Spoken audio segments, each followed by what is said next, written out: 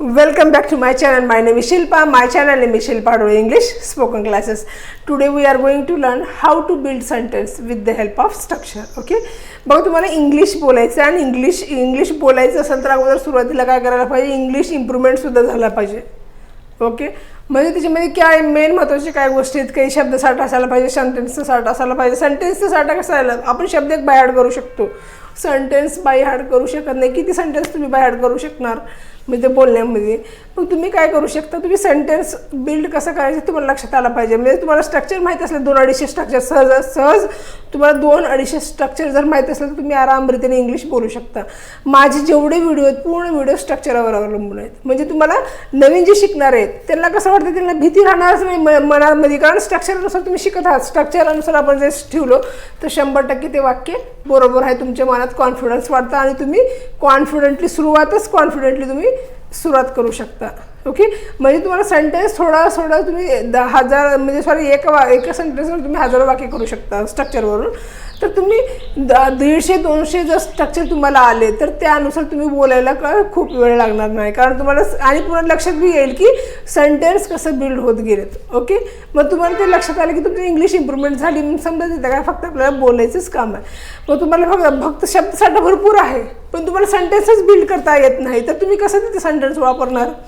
तुम्हाला शब्दसाठा भरपूर आहे, तो खाताला काय म्हणतात, तो झोपत आहे म्हणायला काय म्हणतात, किंवा तो करत आहे किंवा ती करू शकत नाही, असं म्हणजे काही शब्द असतात तिचं तुम्हाला शब्दसाठा आहे. पण ते सेंटेन्स कसं बिल्ड करता येते ते तुम्हाला माहीत नसलं तर तुम्ही तिथे बोलू शकत नाही. म्हणजे मोस्ट इम्पॉर्टंट रोल आहे हे, म्हणजे स्ट्रक्चरनुसार इंग्लिश शिकणं. कारण तुम्हाला तिथे सेंटेन्स बिल्ड करता आलं तर तुम्ही इंग्लिश बोलू शकता. आय कॅन डू धिस म्हणजे मी हे करू शकते. आता मी हे करू शकते, मला इंग्लिशमधून बोलायचं आहे तर तुम्हाला करू शकतो म्हणजे कॅन. आता म्हणजे डू म्हणजे करणे किंवा धिस म्हणजे हे, असं सगळं माहीत आहे. पण सेंटेन्स कसं बिल्ड करायला पाहिजे तुम्हाला माहीत नसलं तर मग तुम्ही तिथे इंग्लिश बोलू शकत नाही असं मला म्हणायचं आहे. कारण तुम्हाला बघा बरं, आता बघा हे काय सेंटेन्स आहेत, मी फक्त एक स्ट्रक्चरवरून 4च वाक्य देत असते. तुम्ही तिथे घरी बसून 1000 वाक्य तुम्ही तयार करून तुम्ही स्वतःहून प्रॅक्टिस करायचं आहे. ओके. आता बघा, तुम्हाला जर ही व्हिडिओ आवडत असेल तर प्लीज लाईक, शेअर, सबस्क्राईब आणि कमेंट करायला विसरू नका. आता मग तू किती बोलतेस, आपण कोणाला म्हणतो किंवा माझ्या मैत्रिणीला मी म्हणते तिने सारखं बडबड करत राहते, मग मी म्हणले की तू किती बोलतीस, सारखं बोलण्यावर असतेस, तुझं ऐकून मला कान दुखायला लागलं तर आपण असं म्हणू शकतो. म्हणजे तू किती बोलतीस. असं दैनंदिन आपल्या जीवनात भरपूर असे शब्द वापरू शकतो आपण वाक सेंटेन्स.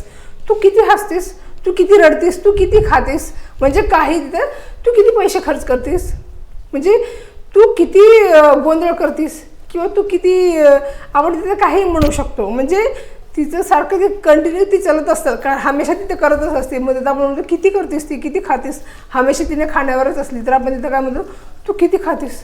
म्हणजे तिथं ओव्हरलोड म्हणजे जास्त खायचं असलं आपण काय म्हणतो, तू किती खातेस बाबा, म्हणजे आपण कमी खातो, तू खूप लय खातेस असं म्हणल्यासारखं. म्हणजे फक्त तिथं सेंटेन्स समजून घे, त्यानुसार तुम्ही 1000 वाक्य घरी बसल्या तयार करू शकता. ओके. आता बघा इथं बघा सेंटेन्स काय, तू किती बोलतेस. तुम्हाला लक्षात आलं की कोणत्या प्रकारचे सेंटेन्स आहे ते. तुला किती पैशांची गरज आहे, तू मला पैसे मागितलेस पण तुला किती गरज आहे मी तेवढंच देणार. म्हणजे तुला पैशांची किती गरज आहे, तुला किती पैशांची गरज आहे. तुम्ही किती खर्च करता, म्हणजे मी समोरच्या व्यक्तीला म्हणलेले की किंवा माझी मैत्रीण असेल कोणी असेल ते, तुम्ही सारखं काही पैसे म्हणजे विनाकारणसुद्धा खर्च करू शकता, खर्च करतात. मग मी काय म्हणते ना, तुम्ही किती पैसे खर्च करता, म्हणजे त्याला किती पैसे हवे आहेत, तुला किती पैसे पाहिजेत असं आपण सुद्धा वापरू शकतो. म्हणजे हे दोन्ही वाक्य थोडं जवळ म्हणजे हवे असणे, नीड म्हणजे गरज असणे हे सुद्धा. तर बघा आता हे प्रकारचे वाक्य आहेत, आपण स्ट्रक्चरनुसार कसं हे करायला पाहिजे. बघा स्टार्टिंगला how much, subject plus V1 plus object किंवा वर्ड आपण तिथं काय म्हणतो. ओके. आता हे बघा आमचं काय स्ट्रक्चर आहे, सब्जेक्ट V1 आणि ऑब्जेक्ट हाऊ मच. आता ह्यानुसार तुम्ही स्ट्रक्चर ठेवा. आता मग तुम्ही सुद्धा वाक्य घरी बसले कशा करू शकता. हाऊ मच सब्जेक्ट कोण आहे तू, हाऊ मच यू, क्रिया कोण आहे बोलणं, म्हणजे क्रिया काय चालली तर बोलायची. हाऊ मच यू स्पीक,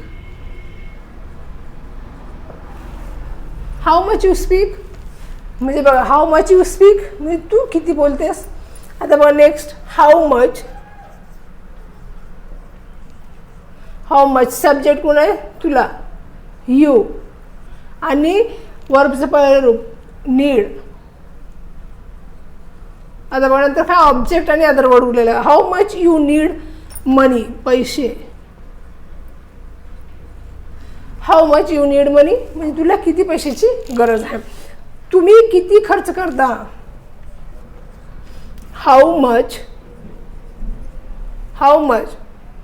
कोण सब्जेक्ट कोण आहे तुम्ही तू म्हणजे you. How much you spend. How much you spend म्हणजे तुम्ही किती खर्च करता. हाऊ मच यू स्पेंड मनी असं म्हणून तुम्ही काही करू शकता. त्याला किती पैसे हवे आहेत त्याला. हाऊ मच कोण त्याला हाऊ मच ही हवे म्हणजे वॉन्ट्स. आता बघा हाऊ मच ही वॉन्ट्स काय मनी. हाऊ मच ही वॉन्ट्स मनी म्हणजे त्याला पैसे किती त्याला किती पैसे हवे आहेत आपण असं सुद्धा म्हणू शकतो. म्हणजे फक्त तुम्ही स्ट्रक्चर समजून घ्या त्याच्यानुसार मी ते 4 वाक्य केलं तर तुम्ही घरी बसल्या बसल्या आरामरीतीने 1000 वाक्य करू शकता. फक्त स्ट्रक्चर लक्षात आलं पाहिजे. स्ट्रक्चरसुद्धा खूप हार्ड नाहीत खूप सोपे आहेत.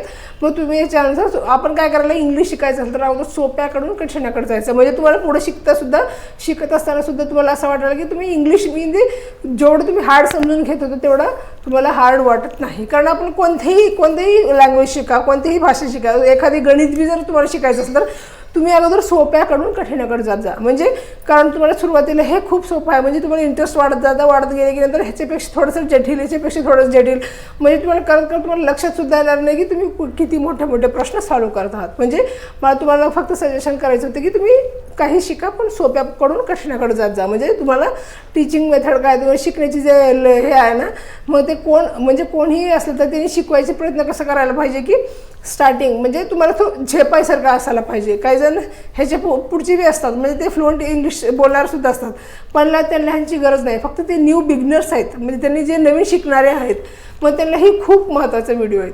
मग त्याच्यामुळे तुम्हाला जर हे व्हिडिओ आवडत असेल तर तुमच्या मित्रमैत्रिणींसोबत लाईक म्हणजे शेअर करा लाईक करा सबस्क्राईब करा आणि कमेंट करायला सुद्धा विसरू नका. आता तुम्हाला बघा एक वाक्य देते तुम्ही कमेंट सेक्शनमध्ये कळवा.